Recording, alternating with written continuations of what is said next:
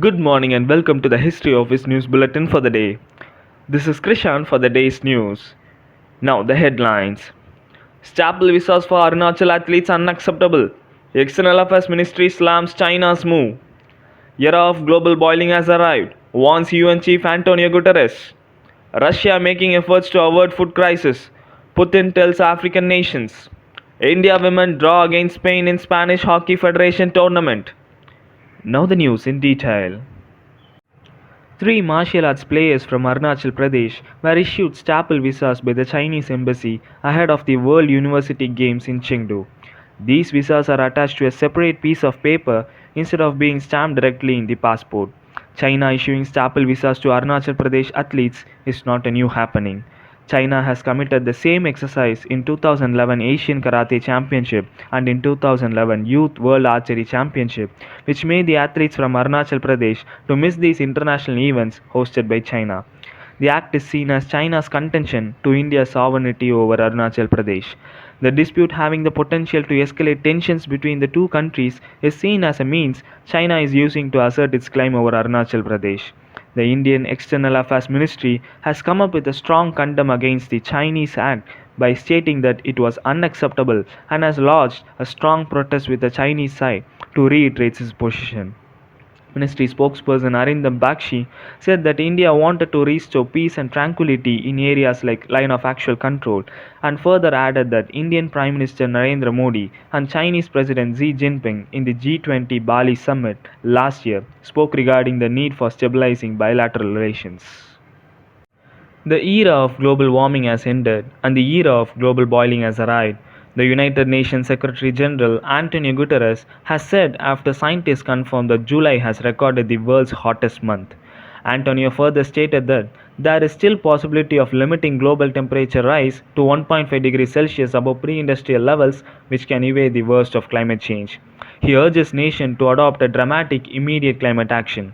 Studies have found that the steady rise in global average temperatures are being driven by pollution that traps sunlight and acts like a greenhouse around the earth, which consequently makes weather worse.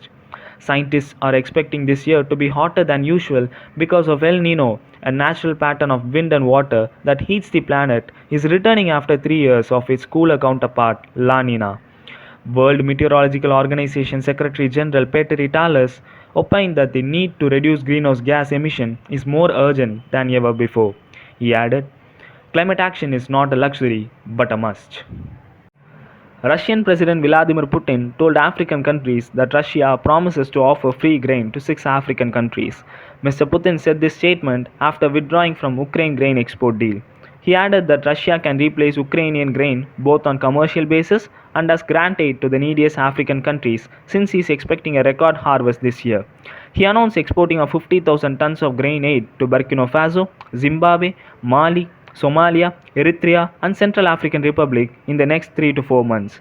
Africa has been disproportionately affected by Russian invasion of Ukraine, Russian blockade on Ukrainian grain export deal, and India banning of export of rice. Mr. Putin also announced moves like increased enrollment of African students in Russian universities, opening of Russian state news media bureaus in many African countries, and a proposed information space in Russia and Africa for broadcasting unbiased information of world events to deepen relations with Africa, which is increasingly asserting its position in global stages. Navneet Kaur scored twice for India to help the Indian women's team register a come from behind to draw against host Spain in its second match of the 100th anniversary Spanish Hockey Federation International Tournament. Navneet was on target in the 14th and 29th minute, while Spanish counterparts scored in 13th and 26th minute. With 15 minutes left on the clock, India started displaying urgency to get the winner. It was a neck and neck fight between the two teams in the final quarter, but both teams failed to score. India will next play England in its third game of the tournament on Friday. Before we end the news for the day, the headlines once again. Staple visas for Arunachal athletes unacceptable. External Affairs Ministry slams China's move. Era of global warming has arrived, warns UN Chief Antonio Guterres. Russia making efforts to avert food crisis. Putin tells African nations.